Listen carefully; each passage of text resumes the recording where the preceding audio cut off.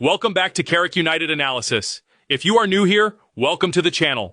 This is the place where Manchester United fans come to get honest, clear, and reliable breakdowns of everything happening at Old Trafford. No noise, no wild guessing, just real transfer news explained simply so every single fan understands exactly what is going on. If that sounds like your kind of channel, hit subscribe, tap the bell, and let us get into today's story. Because this one is a genuinely fascinating twist involving one of Real Madrid's most talked about young talents. Manchester United fans, how would you feel about our club taking a chance on a genuine Brazilian wonderkid from Real Madrid? Because reports have emerged suggesting United have held initial conversations about a possible move for Endrick, the 20-year-old forward whose path to regular first-team football at the Santiago Bernabeu has become genuinely complicated since Jose Mourinho's arrival as manager. This is a fast-moving and slightly uncertain story, so let us break down everything we actually know and what it might mean for our club. Setting the scene, Real Madrid under Mourinho. Let us start with some important context, because this entire story only makes sense once you understand the dramatic changes taking place at Real Madrid this summer. Jose Mourinho made a sensational return to Real Madrid this summer, being confirmed as the club's new manager after Florentino Perez secured re-election as club president. It represents a remarkable homecoming for Mourinho, who previously managed Real Madrid over a decade ago, delivering a La Liga title during that spell. His return arrives after a genuinely turbulent period at the Bernabeu, following the dismissal of Xabi Alonso and a difficult interim spell under former defender Alvaro Arbeloa. Mourinho's return has already reshaped the entire attacking picture at Real Madrid, and that reshaping is exactly what has placed Endrick's future under such genuine scrutiny. Who is Endrick, and why does his situation matter so much?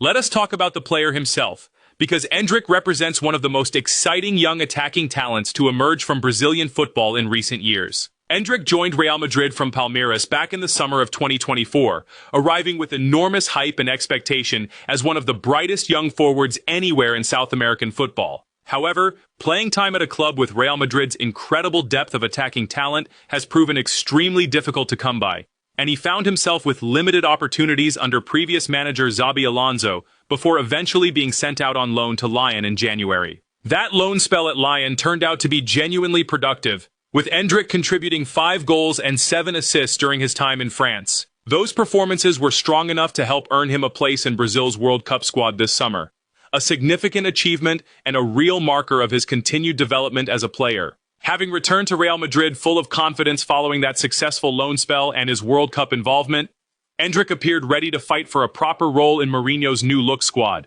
But the landscape at the Bernabeu has shifted dramatically over these past few weeks. Why Endrick's path forward has become so complicated? Let us dig into exactly what has changed to make Endrick's situation so much more uncertain than it appeared just a few weeks ago. Real Madrid have been extremely busy strengthening their forward options this summer.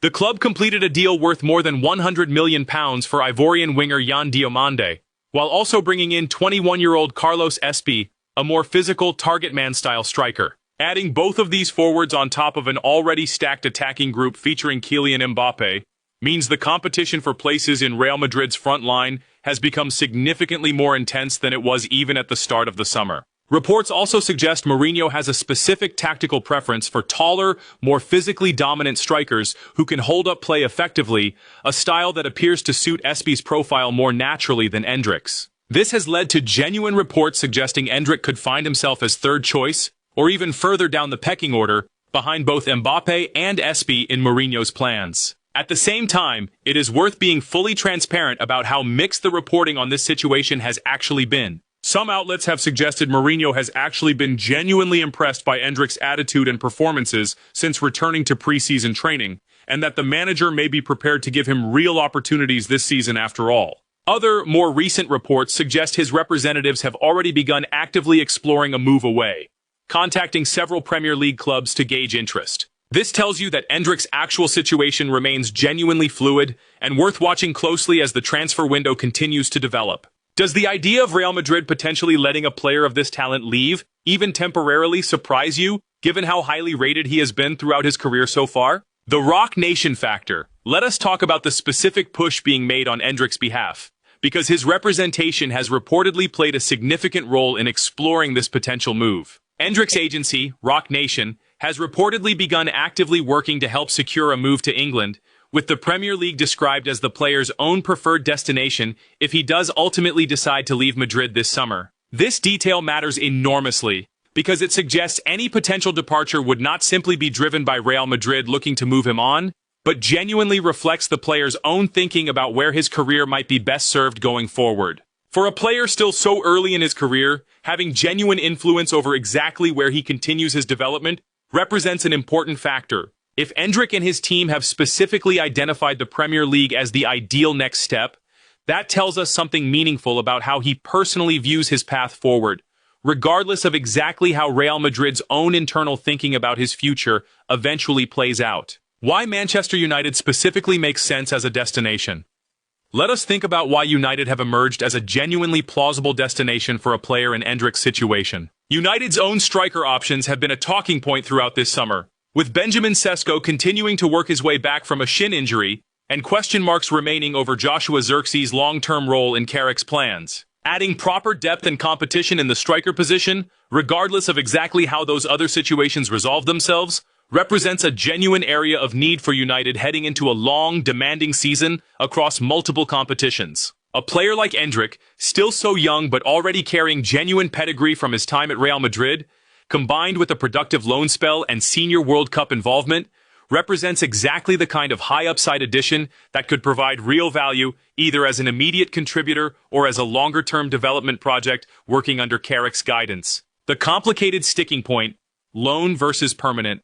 Now let us get into the genuinely tricky part of this entire situation, because even with United's interest reportedly established, there remains a significant structural disagreement standing in the way of any actual deal being completed. Reports suggest Real Madrid's hierarchy are strictly looking for a straight loan arrangement, without any option or obligation to buy included in the deal. This reflects Real Madrid's continued belief in Endrick's long-term potential, viewing him as a genuinely important part of their future plans, even if his immediate route to regular first-team football looks considerably more difficult than he might have hoped this summer. United's own position, however, is reportedly quite different. Ineos and Michael Carrick are said to be reluctant to spend an entire season developing a player who ultimately belongs to a direct rival, without at least having some form of pathway toward a potential permanent transfer built into the structure of any deal. This represents a fairly common tension in modern football loan negotiations, with selling clubs often wanting to protect the long-term value of a promising young asset, while the club taking the player on loan wants some form of security or reward for the resources and playing time invested in his development. This is exactly the kind of structural disagreement that can either be worked through with enough patience and negotiation, or can ultimately end up blocking a deal entirely if neither side is willing to compromise on their core position. Why this negotiating stance matters so much. Let us think a little deeper about why this specific sticking point carries such real significance for how this entire situation might eventually play out. Football history offers plenty of examples of exactly this kind of structural disagreement, determining whether a promising young loan deal actually gets completed. Selling clubs, understandably, do not want to risk a talented young player developing significantly at another club, only to return with reduced sell-on value or increased wage demands, having gained nothing structurally in return. Meanwhile, borrowing clubs want assurance that if a player performs well and settles into their system, they have some genuine mechanism to potentially retain him on a longer-term, permanent basis, rather than simply improving him for someone else's benefit. Finding a compromise that satisfies both sides, whether through a negotiable option to buy at a set price or some other creative structural solution, often becomes the deciding factor in whether these kinds of loan negotiations actually progress into a completed transfer. The wider competition United face for Endrick's signature. Let us also talk about the broader competitive landscape surrounding this potential move, because United are far from the only club showing genuine interest in Endrick's situation. Reports confirm that intermediaries have spread word of Endrick's situation widely across the top tier of English football, with clubs including Chelsea, Arsenal, and Liverpool all reportedly alerted to his availability. Additional reports have also mentioned interest from Aston Villa, and Italian side AS Roma have been strongly linked too, given their own manager's previous familiarity working in a similar football culture. This kind of widespread interest tells you a great deal about how highly regarded Endrick remains across the game, even amid his current struggles for regular playing time at Real Madrid. When many major clubs across multiple leagues are showing genuine interest in the same player, it significantly increases the competitive pressure on any single club, including United, to move decisively if they genuinely want to secure his signature ahead of these rival suitors. How should United fans think about this potential opportunity? Let us think carefully about how we should properly assess the value of a potential move for a player in Endrick's specific situation. There is real, genuine upside here.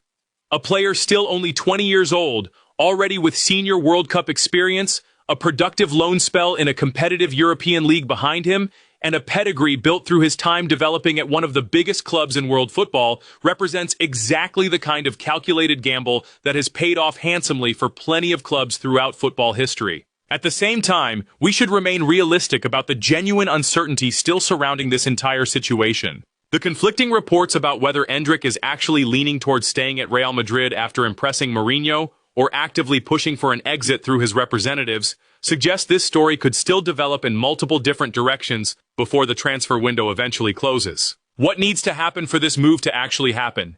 So what would actually need to happen for United to successfully complete this potential transfer? First, and most importantly, Endrick's own thinking needs to become clearer.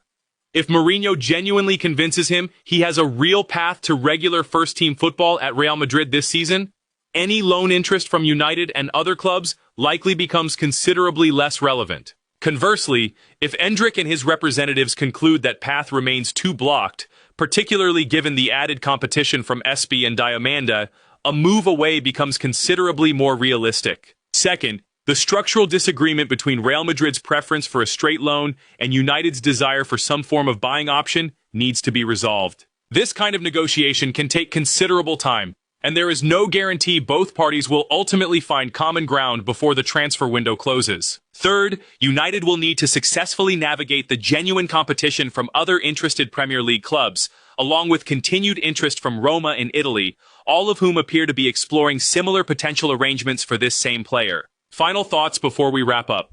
So there we have it, Manchester United family, a genuinely fascinating and still developing transfer story involving one of Real Madrid's most talked about young forwards. Endrick's path to regular first-team football at the Bernabeu has become considerably more complicated following Jose Mourinho's arrival and Real Madrid's continued investment in attacking reinforcements. And reports suggest United are among a genuinely wide field of Premier League clubs who have been alerted to his situation. Whether this move actually happens likely depends on resolving a significant structural disagreement around loan terms, along with Endrick's own final decision about where his immediate future is best served. This remains a fluid, developing situation, and we will continue tracking it closely as the transfer window enters its final stretch. Let me leave you with one final question before we close out today's video.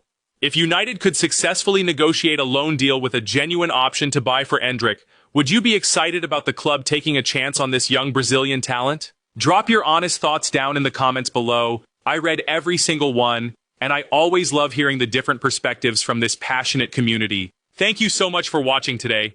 If this breakdown helped you understand the full and honest picture behind this developing transfer story, do me a favor and hit that subscribe button, tap the notification bell, and share this video with a fellow United fan who needs the real facts rather than unreliable guesswork. This channel only continues to grow because of supporters exactly like you. And every single one of you watching is part of what makes Carrick United Analysis a trusted home for honest, reliable Manchester United coverage. Until the next video, stay informed, stay patient, and keep believing in this rebuild. Come on, United.